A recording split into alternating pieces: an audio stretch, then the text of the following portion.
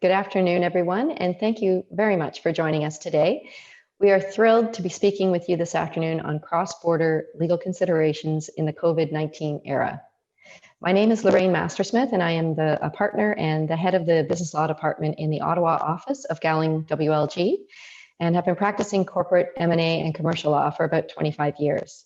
I'm joined today by my colleague Melanie Pollowin, a partner in our Employment, Labor, and Equalities group. Mel advises private sector Canadian and international employers of all stages and sizes on every phase of the employment life cycle. She has practiced exclusively employment law for more than 20 years because she says nothing else is as much fun. Mel and I are so pleased to have the opportunity to present to you today with two leading experts from the New York office of Venable LLP, Jesse Bieber and Nick Ryder. Jesse is a partner in Venable's commercial litigation group in New York. She has litigated a wide variety of commercial disputes with an emphasis on entertainment, copyright, trademark, and insurance coverage matters. Her latest accomplishment is baking a loaf of bread that her teenage son said was as good as store-bought. Well done, Jesse.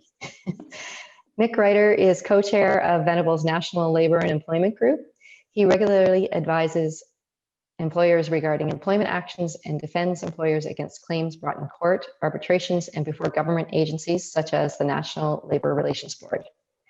Before I turn the discussion over to Nick and Mel, just a couple of housekeeping points. First, as lawyers, we need to include a disclaimer, which is that our presentation today will be a high-level overview and should not be considered to be legal advice.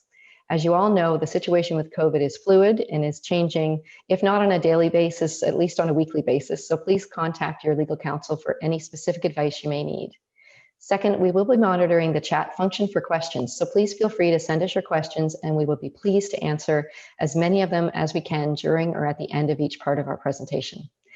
With that, I am pleased to pass the floor to Nick and Mel, who will walk you through the myriad of employment law issues that this COVID-19 era has presented. Over to you, Nick and Mel.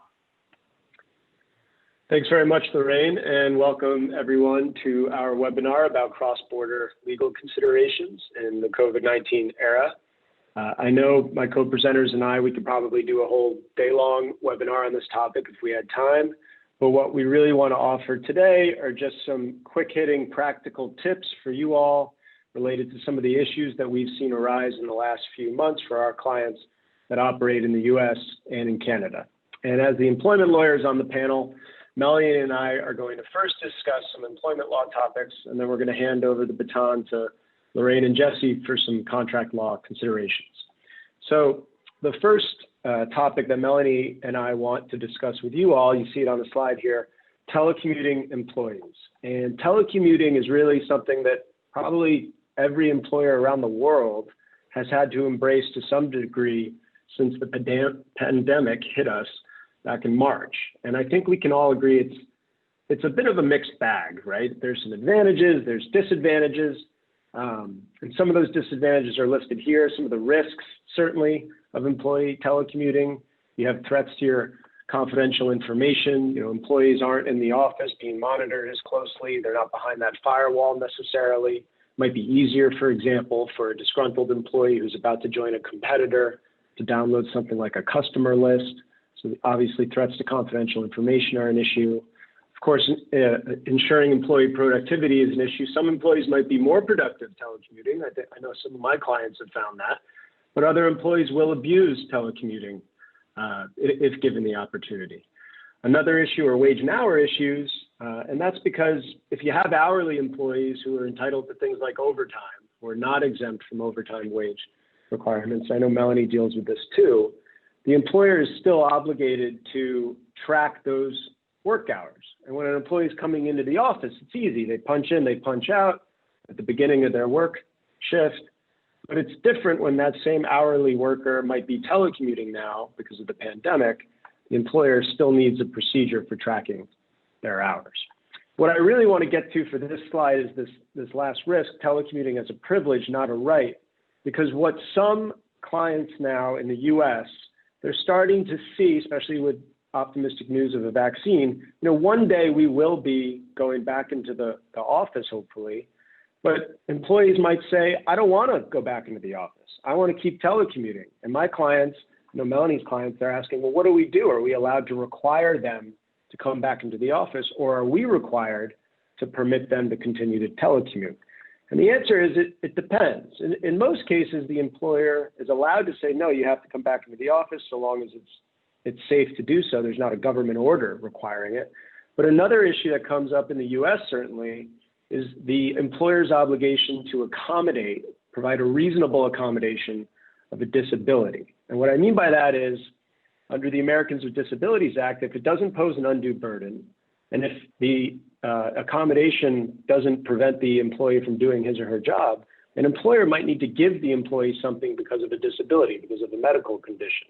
If I say to my employer, well, my back hurts, I can't stay seated for more than 60 minutes, I have a back condition, my employer might need to let me take breaks every 60 minutes in order to stretch my back, or they might need to provide me with a standing desk, for example. Well, how does this relate to telecommuting? We anticipate that even when the pandemic ends, even when it's safe to return to the workplace, you might have some employees say, well, I want to telecommute to accommodate my broken foot. I can't come into the office every day. I can't commute. And some employers might unknowingly right now be setting themselves up for a situation like that where they're not really allowed to credibly say, no, you need to come into the workplace to do your job.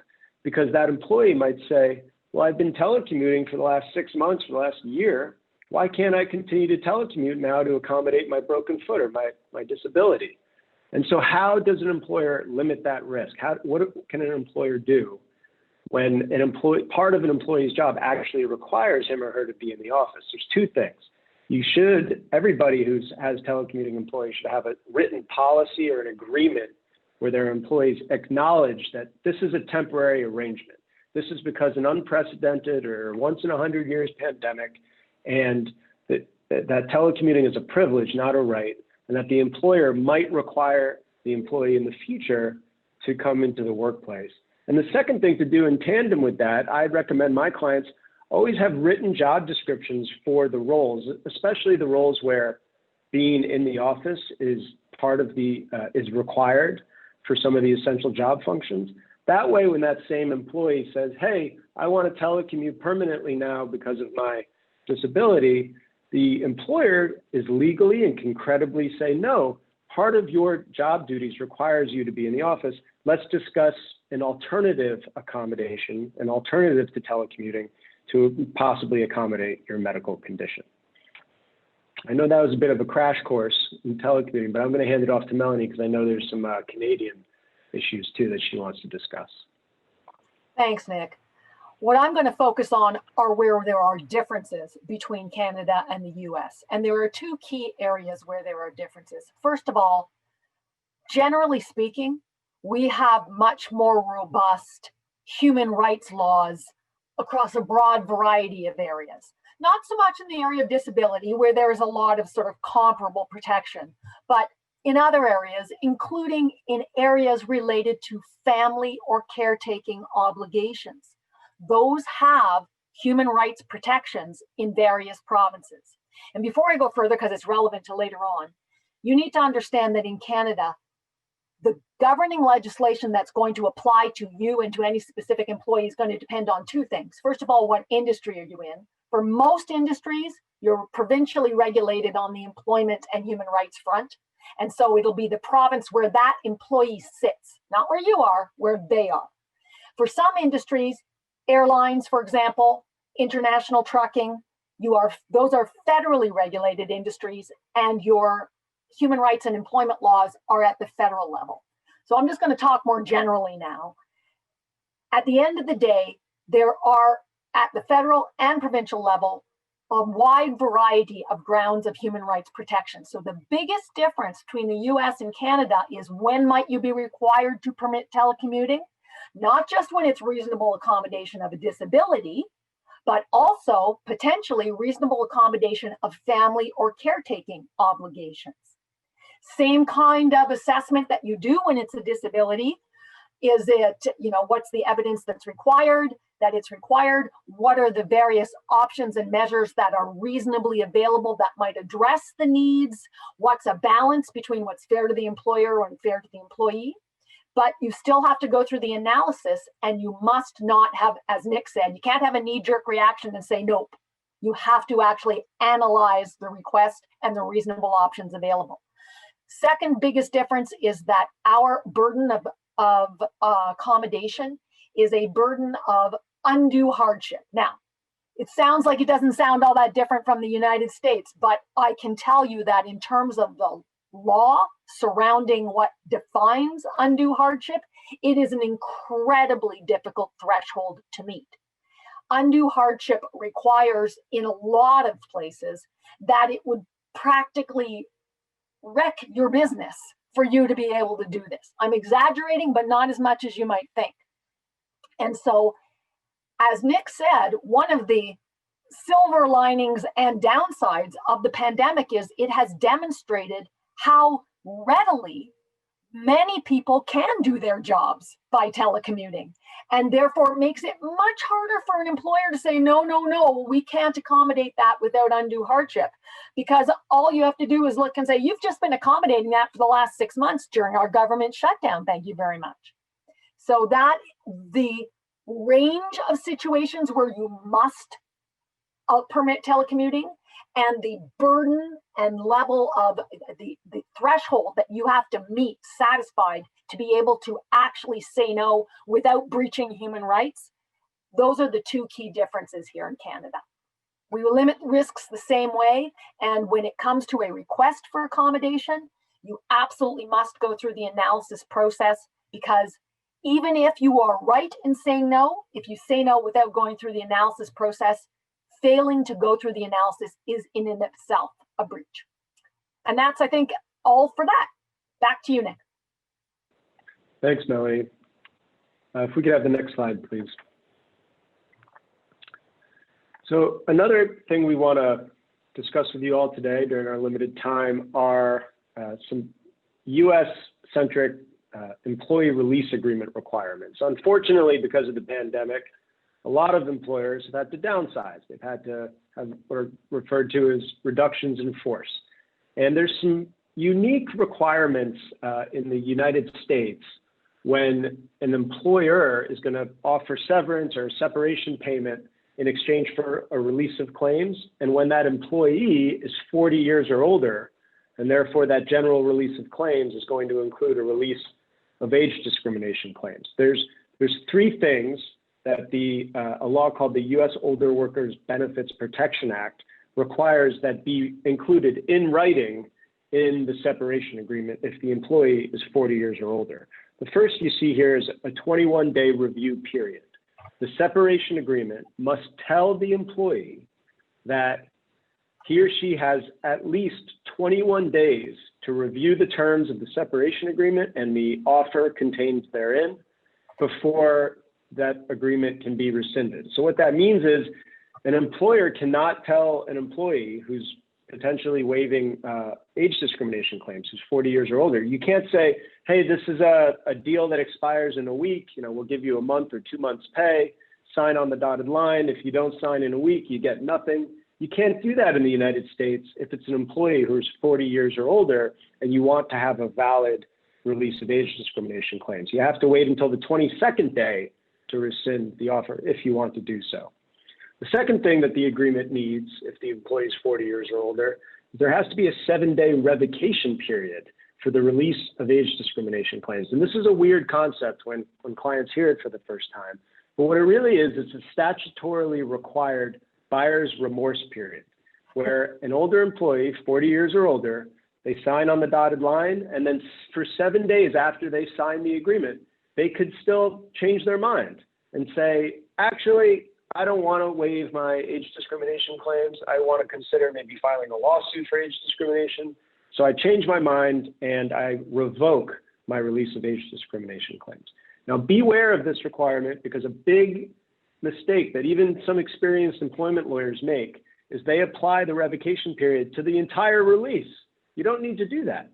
You can limit the revocation right just to the release of age discrimination claims. That way, in the unlikely event that an employee decides to revoke, it's just for age discrimination claims, and you've got a valid release for all the other potential claims, wage and hour claims, whistleblower claims, retaliation claims, harassment claims, whatever. That general release still applies. And you can even make it in the agreement, I draft it this way all the time, that if they do revoke, they only get, say, 10 or 20% of the original separation payment offer. That's completely legal. The third requirement is written notice to consult with an attorney or legal advisor. That has to be in the agreement in writing. You can tell them that it's at their own expense. The employer doesn't have to pay for it, but it has to be in there. If you don't have those things, you might say, well, what's the penalty? It means that the release of age discrimination claims can be revoked by a court at a later time if the employee challenges it. And then this second topic here on this slide, what if there's a group layoff? And a group layoff is just, it can be as few as 2 or more employees, 2, 3, or 200 employees. It's all the same. That's a group layoff in the US. And if that's the case, if it's one of those larger, more wide-scale reductions in forces, which so many employers have unfortunately had to implement recently, then there's additional requirements. One, you see here, it's a 45-day review period, not a 21-day review period for employees 40 years and up. And then this concept of an age notice to affected individuals, this is another one of those weird things the first time a client hears it. But if there is a group layoff, then you have to provide a form to all the 40 or older employees that sets forth the job titles, the ages, and the work location of all individuals who are selected or considered within the decisional unit for the layoff decision. You don't have to give names, but you have to give ages, job titles, and job locations and whether they were selected. And the legislative reason for this is it lets the employees make an informed decision about whether they want to release their potential rights to sue for age discrimination. They get to see a snapshot of the ages of all the employees who were considered for the layoff. And that way they can decide whether it looks like to them or their lawyer, whether a disproportionately high number of employees were selected for the layoff. I know it sounds strange, but, and as much of a cliche as this sounds, this is why you consult with experienced labor counsel, because these are tripwires that can easily be triggered if you don't do it right. And again, the penalty is that the release of age discrimination claims can be invalidated at a later time. So we will have an opportunity to take questions later, but before we wrap up the employment law portion of this, I'm going to hand it off to Melanie one more time to talk about some separation and furlough and temporary layoff issues. Okay, next slide, please. All right, so some of you think of temporary layoffs as furloughs or use that terminology, so I've put both of them in there. There's something you need to understand about the Great White North. First of all, unless the person's employment offer or an employment agreement specifically says we have the right to temporarily lay you off from time to time, or it's an industry where it happens all the time and it has happened with that employer on a regular basis, there is no automatic right at law to temporarily lay somebody off or furlough them at all for any period of time. All of the legislation, the employment standards legislation that I spoke about a moment ago at the federal level and also at the provincial level in each of the provinces, they all have provisions that say if you're going to do a temporary layoff, this is how it has to work. And a lot of employers mistakenly think that that gives them permission to do temporary layoffs. No. All it does is say, if you're going to do one from an employment standards legislative point of view, you have to follow these rules. So even if you follow those rules normally, if you do that, the employee can still say, you've breached my employment rights under my employment contract, and you have what we call constructively dismissed me. In other words, you've more or less terminated me because you've made this unilateral adverse change, put me off work for 6 weeks without pay. I didn't agree to that. Now you owe me a termination package. And that argument has legs. That argument often succeeds, not always, and it's going to depend on the circumstances. These days, we don't know what courts are going to do with that kind of argument because there are millions of employers had to do layoffs. Some of the governments across across Canada made special rules that changed or suspended the layoff rules that you would ordinarily have had to contend with here for COVID purposes. But that's a temporary fix, and once COVID is over, that temporary fix will be gone.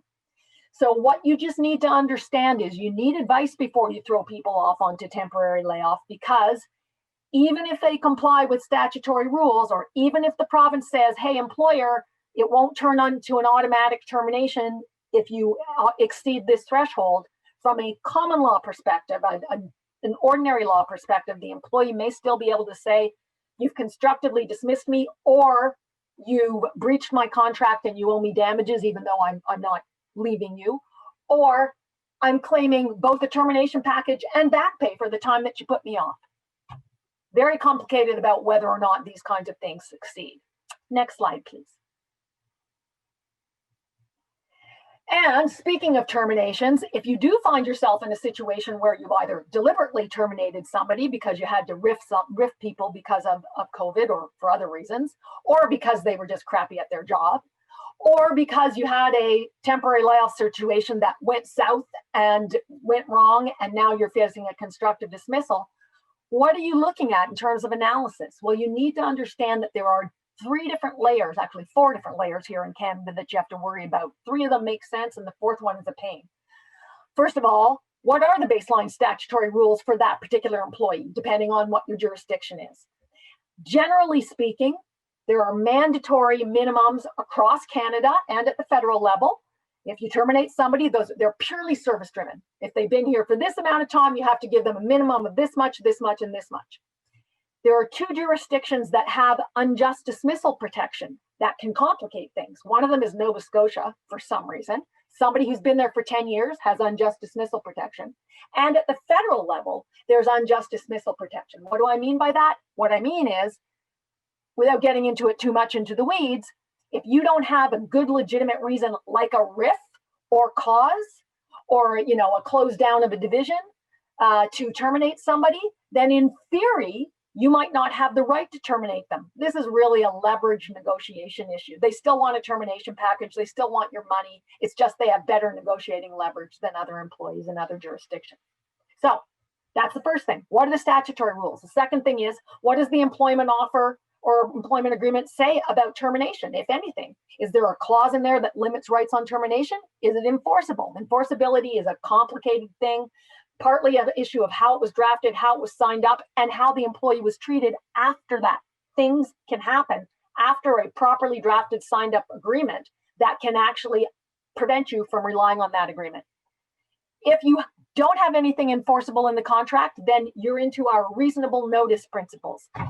What does that mean? In a nutshell, in Canada, generally speaking, except for the places that have unjust dismissal protection, you can terminate somebody at any time as long as the reason isn't discriminatory or retaliatory, as long as you provide them with reasonable advance notice or compensation in lieu of that advance notice, or some combination of the 2. What does that mean? Well, it almost always means a much more expensive package than just the minimum standards of the legislation would require.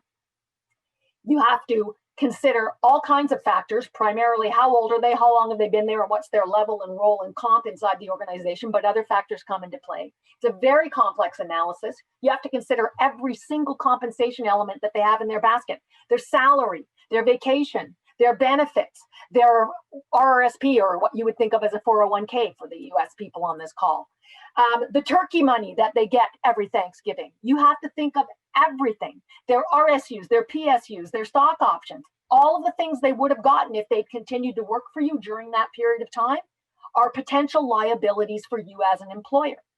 And so there's an analysis that you have to go through to determine whether you have a viable argument to say you're only entitled to this much.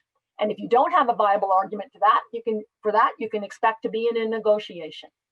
Again, success of these kinds of claims depends on many factors, and the pandemic is just making it worse, because what we don't know is Canada is, generally speaking, a very employee-friendly jurisdiction, you think, but we don't know whether courts will give employers a break where terminations are genuinely because of the financial hardship related to COVID. And with that, I'm going to turn it back to Nick, see if we have time for a couple questions. Nick, there was one question that came up about the telecommuting issue that several of them were Canadian. I dealt with those, but the one that's for both of us is this. Question is, what if an employee wants to telecommute from a country where the employer is not legally entitled to operate and the employee is not legally entitled to work. And there are lots of situations that came up during COVID where people said, I want to go back home to India, I want to go back home to Yugoslavia, that kind of thing. From a Canadian perspective, the answer is this. If they cannot legally work in that country, then your answer is we cannot allow you to telecommute while you are away, but you might give them an unpaid leave in that circumstance, or you might not. But you don't have to allow somebody to telecommute from a place where it's going to get you into legal trouble. Nick, what about in the US? Yeah, it's a lot of the same analysis, and it's come up with a lot of our clients. You shouldn't be paying someone to perform services in a place that you're not allowed to operate. Say if there's, for some reason, sanctions or other governmental orders in effect that prohibit operation in a certain jurisdiction. At the same time, there have been kind of one-off instances where, it's not a black and white answer all the time. And the risk of detection can be very low and I'm not advising anyone to do anything that's improper, but if it's a fleeting thing, if someone's going to be going away for a month and their bank account is going to stay in the US or Canada and their permanent residence is going to stay in the US or Canada, but they're going to be for that month to log on from time to time and to perform work, that's a very different situation than when someone's picking themselves up and saying, I'm moving back to this country. My bank account, especially, that's one of the biggest factors in the US for where the money is going to be deposited in exchange for the services rendered in the employment relationship. That's where that latter situation where bank accounts are changing, permanent residences are changing. That's where you need immigration counsel. You might need regulatory, or foreign affairs counsel to talk about the ability to operate in that country. And that's where different red flags should be going up for an employer. I know that the Venable tax people and the Gowling tax people think that they should do a seminar like this one about the tax aspects and tax implications that arise because of pandemic-related telecommuting and other pandemic-related issues. So stay tuned, all you participants, for a notice about that, and you may be able to get those kinds of questions answered very easily there. And I'll just say that there's a couple other questions that we're not going to be able to answer live here, but we do have them, and we're going to reach out to the folks who did ask them, so that don't worry. We just want to turn it over to Jesse and Lorraine because we're hitting about the halfway portion of our presentation. Thank you so much, Nick and Millie. That was great. If we could have the next slide. Yep.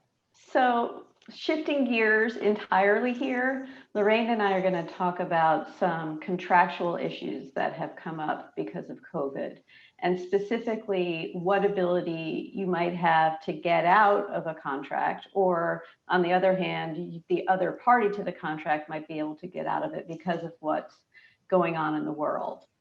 So we're going to start with a discussion of force majeure clauses. And basically what a force majeure clause in a contract, it says that the performance of either of the parties may be excused if something happens that's outside of their control. That's like sort of the most basic statement about what a force majeure clause is.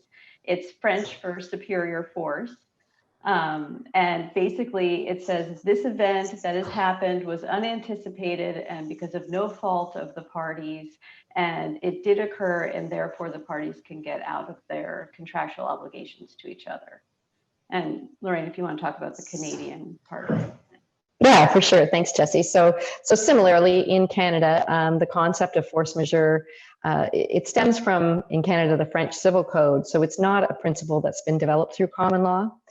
Therefore, if your contract doesn't have a force majeure clause in it, then you can't claim or rely upon it, unless, of course, you're in Quebec, which is governed by Civil Code. We are only going to be discussing Canadian common law today because we've got a pretty short period of time to be with you.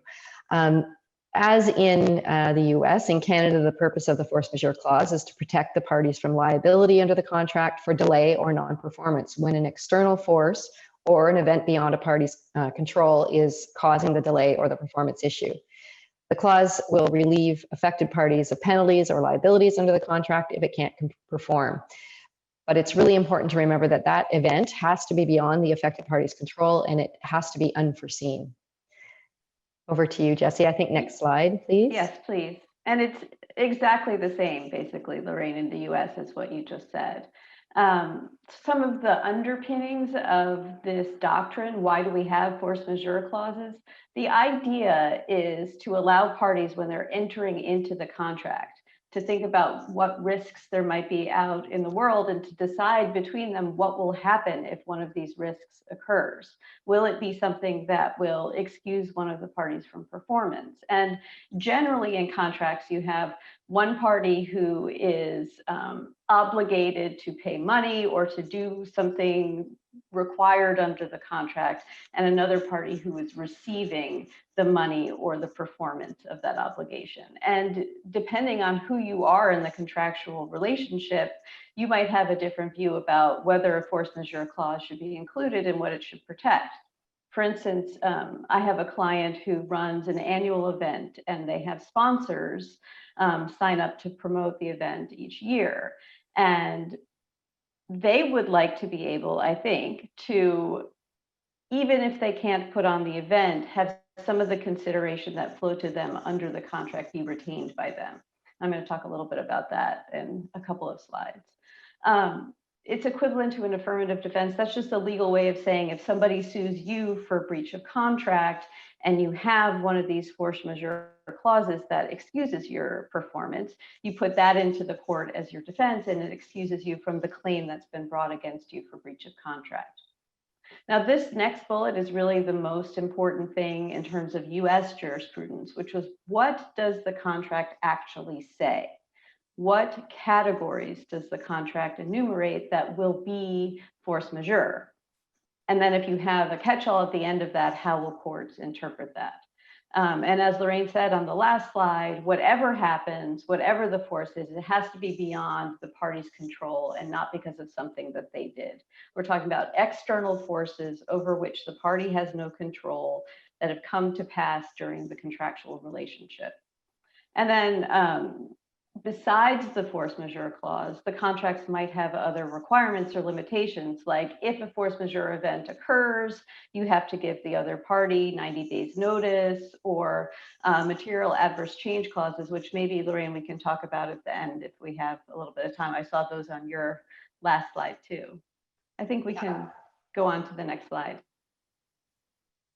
So thanks, Jessie. So similar to what Jessie's described in Canada, your force majeure clause, there's no real standard template clause. It may vary substantially from contract to contract, but there are some key elements, including relief from damages or penalties due to delay or non-performance. The event must be beyond, as we've said, the non-performing party's control, and the clause generally includes a list of events giving rise to this defense.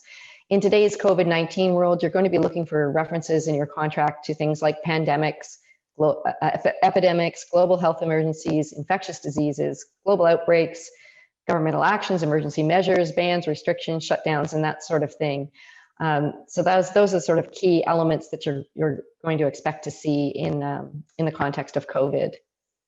Next slide, please. Exactly. So here's where I thought it might be helpful to talk about a specific clause that one of our clients has, again, for an annual event which has sponsors who support it through money that they pay to the event holder in exchange for advertising or being known as a sponsor of this event.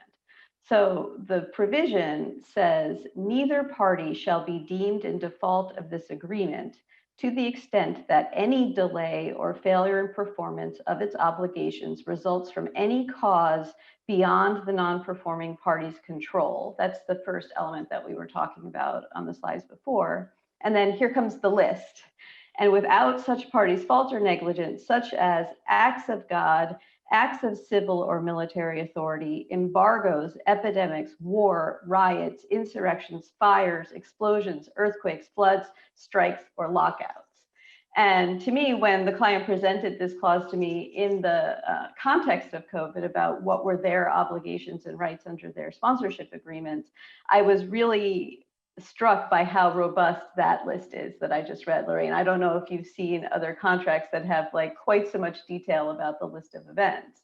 And it actually gave me some comfort in advising them because, as Lorraine said, I saw epidemics was specifically noted in the clause, as well as acts of civil or military authority. And here in the US, we've had governors, mayors, other governmental officials say, I am under my governmental authority, I am ordering everybody to shut down certain events or to limit the ability of the public to attend them or other restrictions. And that would fit exactly under an act of civil or military authority in this clause. So the proof is in the pudding. The first thing you have to do if you're considering about whether a force majeure clause affects your particular contractual situation is to sit down and read the words of the clause. So one thing that we're going to talk a little bit about is what if the clause doesn't say epidemic, and what if the clause doesn't say civil authority, but has what I read to you before, which is just sort of any cause beyond the non-performing party's control. Can you use that sort of catch-all language to say, because of the global pandemic or because of governmental shutdowns, my performance is excused? And I don't know in Canada, Lorraine, but in the US, the jury's still out on that. We have had some decisions come down in the time that COVID has gone on, but nothing that specifically said, okay, here's a clause that doesn't say epidemic. Here's a clause that doesn't say governmental authority or civil authority, but nonetheless, we are going to find under this catch-all provision that the party's performance is excused. And that's just, right along with New York and other states that say these force majeure clauses should be narrowly construed, they should be strictly enforced, and it's all about the list. Go on, please. Yeah, thanks, Jesse. Similarly here, your force majeure clause isn't meant to be easily relied upon to justify your non-performance. You need to be able to demonstrate a number of things, including that the event was unforeseeable. And this means that every day that we live with COVID, the foreseeability window is closing. You must be able to consider how you can mitigate and lessen the impact of the unforeseen event. And the performance must be truly impossible. So you need to prove or provide evidence that your performance delay or failure was directly caused by the force majeure event. And that event must be beyond your control. So, let's say you're a manufacturing plant and you're not an essential business and the government ordered a closure of all non-essential businesses. Well, you're likely to be able to rely on that because it's outside of your control. Your damages are directly caused by it. But it's also important to note that mere financial hardship is not enough to prove a force majeure event. It can't just be too difficult to perform or too expensive. If it costs you, let's say, 10 times more to produce the same product due to all the health and safety compliance measures and the social distancing steps and the new equipment that you have to equip your staff with from a PPE perspective, increased wages you may have to offer your staff to keep them coming to work, none of these matters would trigger your ability to rely on a force majeure. Next slide, please, Shannon. So I think it all comes down again to knowing what your contract says. And as we go forward in the COVID era, knowing what you want your contract to say, which will depend on who you are in that particular contract and what your obligations are under the contract. We are going to talk in the next part about what kind of remedy can you get if you have a force majeure clause, and what if your contract doesn't have a force majeure clause at all, or that contract is not helpful. And to remedy, basically, it excuses your performance, which means you could act as though the contract never existed, or you could terminate your obligations under the contract, at which point the clauses in the contract that had to deal with termination would come into play. Back to my sponsorship agreement, this was an interesting one to me because it said that if this force majeure condition occurs and it affects the event owner's ability to perform, then the sponsor had two choices under the agreement, which were written out in the contract. The first was that they could suspend the agreement or any part thereof during the time of the force majeure and get some sort of a credit back from the event organizers for that suspension. And then the other choice was that they could terminate the agreement under the termination clause in the agreement, but then would have to abide by all of those termination provisions. And again, I think at the time that this agreement was drafted, somebody had the foresight to think, if a force majeure occurs, what do I want as the contractual party to the agreement? Do I want the other party to be able to terminate? Do I want to be able to try to make good to them in some way, or what other remedies would be available? So again, the first place that you have to look for a remedy is back at the contract itself. I think we're now going to go on to what do you do if you don't have a force majeure clause, or the force majeure clause doesn't have a list of things that includes your situation? Are there other doctrines or other things that you can rely on? And in the US, there are a couple of common law doctrines: impossibility, impracticability, and frustration, that come in even if you don't have a force majeure clause to make an argument for you that your performance is excused under the agreement. Impossibility is sort of an older doctrine.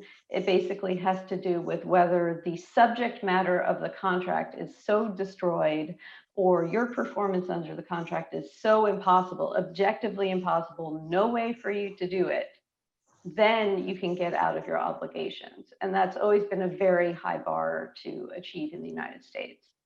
Impracticability is basically the same thing, except maybe it's a little softer on the impossibility. Instead of it being like, there's absolutely no way that you can do it, the words are, it's not commercially practical to do what you are supposed to do under the agreement. But back to a point that Lorraine was making earlier, it can't just be, I'm not going to make as much money under this agreement as I would have otherwise, or my performance is going to be a lot harder now than when I entered into the agreement. And we're even seeing in some US cases that when somebody is arguing impracticability or impossibility, the courts are actually saying, well, you can perform some aspect of your agreement, so you should owe the other party some amount of performance, even if you can't do the whole thing, which is kind of an interesting approach to that, I think. This is like the same sort of remedies as are available with force majeure. Do you want to get out of the contract completely? Do you want your money damages if you're the other side? What sort of remedy do you want? And again, you have to look back to the rest of the contract to answer those questions. Thanks, Jessie. So just before I get into the Canadian common law doctrines, I just wanted to mention also that from what we're seeing in terms of parties negotiating their way around, whether or not they've got a force majeure clause in their contract or not, and whether, trying to rely upon COVID as being an unforeseeable event. Because governments are changing regulations almost, at the beginning, definitely almost on a daily basis. So, you could have an argument that what's essential versus non-essential changes daily. So you could have an argument that you couldn't have foreseen that your business was going to be declared as either essential or non-essential, depending on the approach. We're also finding a lot more clients engaged with their contractual counterparts and having open and frank discussions about how to manage their way through this time. These often lead to amendments to the contracts or sometimes mutually agreed terminations, depending on if you actually can't perform, then the parties may agree that termination is the best alternative. It might not be a good alternative, though, if either of the parties wants to preserve that relationship post-pandemic. So it's really important before you decide how you want to proceed is to, as Jessie said, make sure you've thought through what's your desired outcome, and make sure you may end up realizing that you both actually want the same result, and you can negotiate your way through that, and then you don't have to end up in court over it, which is probably in the best interest of both parties. So the other thing, then, just getting into Canadian common law doctrines, if your force majeure clause isn't helpful, or you may be able to turn to other clauses, as Jessie's mentioned in the contract. Things like you might have an excusable delay clause, you might have an unavoidable delay clause, relief events, a notices clause, cancellation or termination. You might even have clauses that require the other party to cooperate with or assist you or to provide you access in order for you to perform your tasks. In the case where you don't have those helpful clauses, then you might want to look at frustration. And unlike force majeure, in Canada, frustration is a common law concept that courts might be able to read into your contract as an implied term. So even if you don't have a force majeure, if you can claim frustration, you might be able to present a set of facts that you can rely upon in that respect. And that applies where an unforeseen situation has arisen that the parties have not addressed in their contract, and that situation renders the performance of the contract by the affected party a thing radically different from that which was undertaken by the contract. And like force majeure, frustration has a very high standard, and it's not necessarily easy to claim and to succeed in a claim. So if you're successful in claiming a frustration of contract, then your contract is also going to come to an end and be terminated, not just suspended. So again, you have to be careful if you're going to claim frustration that you really want the contract to be terminated. Next slide, please. Wanted to just mention, I don't know, Jess, if you wanted to mention something else before I get into the M&A stuff. Okay. No, that's fine. That's fine. Okay, sure. So wanted to talk a little bit about COVID in the context of M&A transactions. We all know that there's been a myriad of government subsidy and economic support programs rolled out since the pandemic began. Those have been rolled out at unprecedented speed and in unprecedented amounts. So as a result, in any M&A transaction, a purchaser is going to want to conduct very detailed diligence on the amounts that a target company might have received, the validity of the basis on which those amounts were received, and what repayment obligations might arise post-closing. We're also seeing additional reps, warranties, and covenants, as well as disclosures in purchase agreements to cover all applicable or available programs that might have been accessed by the target company, and that the company met the actual tests required to qualify for such programs. I'm not sure about in the US, but in Canada, those they were a little bit loosey-goosey in terms of the tests to qualify for the programs. And so there is a risk, that money might have to be repaid if there's an audit done after the fact. And I know that in Canada, CRA is actually in active audit mode of claims that have been made. I have clients that are undergoing audits on the claims that they've made right now. So it is a definite risk that needs to be addressed if you're thinking of acquiring a company during this time. There's other considerations like material employment-related liabilities that Melanie alluded to, including any actions that might have been taken to implement workforce reductions or terminations, or material changes to compensation or work schedules.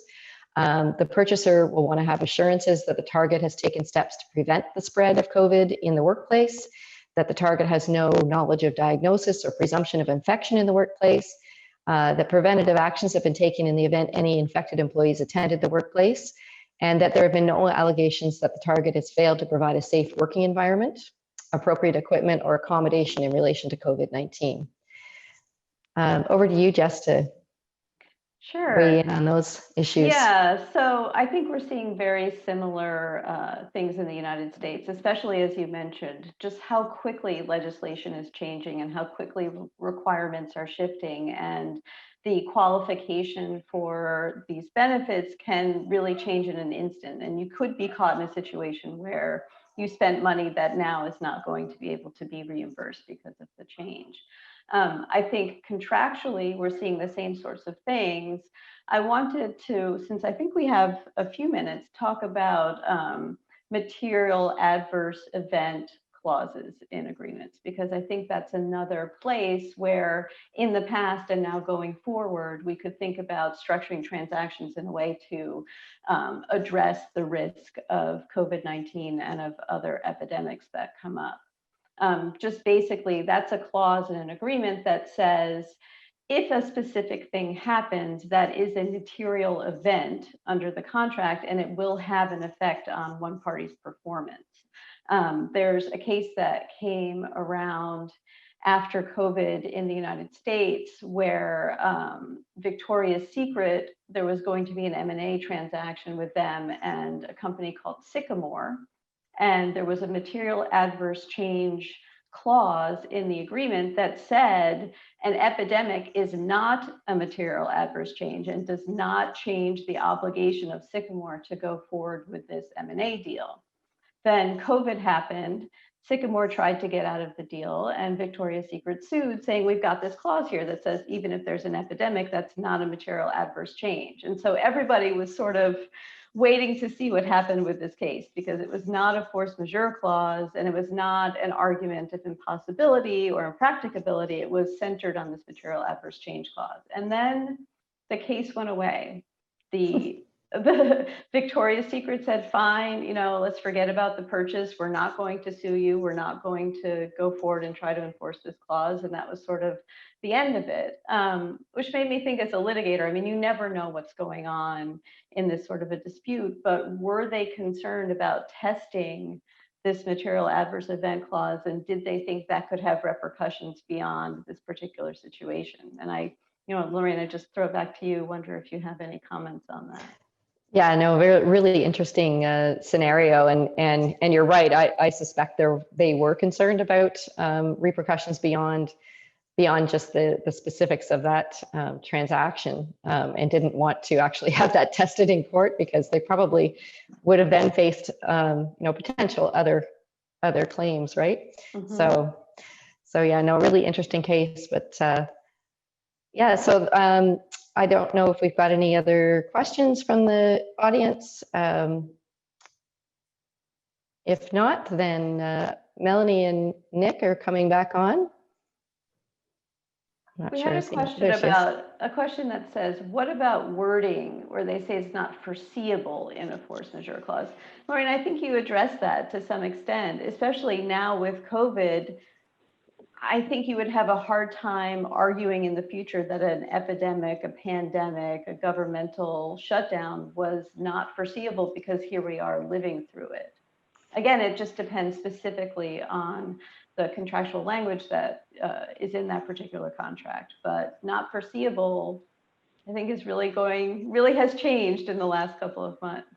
Yes, I agree. And I think, if it says that something is not foreseeable, well, I mean, in order to succeed in a claim of force majeure, to claim your force majeure and rely upon that, what has happened has to have been not foreseeable. So, if, as I said, as we continue to go through this COVID, it gets more and more difficult to claim that, a shutdown is not foreseeable, because, we've lived through it in several sort of rotating events. Maybe at the beginning of the contract, you wouldn't have foreseen it, but now it's difficult to say that it's not foreseeable. I'm hoping that answers the question. And then we had a question, what if there is a governmental authority that shuts you down, but then that authority itself is challenged and undone? How does that affect your performance and your excuse of performance under the agreement? And it's an excellent question. I don't know of a case that's addressed this specific issue, but my thought would be that if there is a governmental shutdown, you have to, until it's overturned, obey it. You have to abide by it. And so if your business is shut down or there's some other effects because that happened, that is enough to excuse your performance, even if it's later undone. I don't think a court would say, no, you should have defied that order and kept your business open or whatever it is, because you should have known that it would be overturned. I don't know, Nick, do you have any thought on that one, if I can call on you from a US perspective? Yeah, I think I'd be hard pressed to advise the client bank on a court later overturning the constitutionality of government action. I will say though that if your client is in that position, you may want to consider. I understand it's an additional expense, but commencing your own challenge to the government order in court if one hasn't been brought already. Only because then it goes to show your good faith in acting, saying that I think the constitutionality of this order is going to be in question. Look, we even commenced our own challenge to the order. That's a good point. I don't see any other questions. Lorraine, do you? No, I don't. I think somebody had asked if the presentation was going to be made available, and I think the answer to that is yes. Yes, and the slides as well. And Yes, if yeah. anybody wants to submit a question in writing, we will absolutely try to get to them and answer them even after this presentation is over. But I think unless, anybody else has further comments, we could wrap it up. We're at 2:57 p.m., so not bad on time. Yeah, keeping everybody within the hour, so that's excellent. So we'll thank everybody very much for joining us this afternoon. And again, as Jesse said, please don't hesitate to reach out if we can be of any assistance to you in navigating, these issues during this challenging time. Stay safe, Thanks, all. wear a mask, wash your hands. Yeah, right. Definitely. Thanks, everybody. Thank you.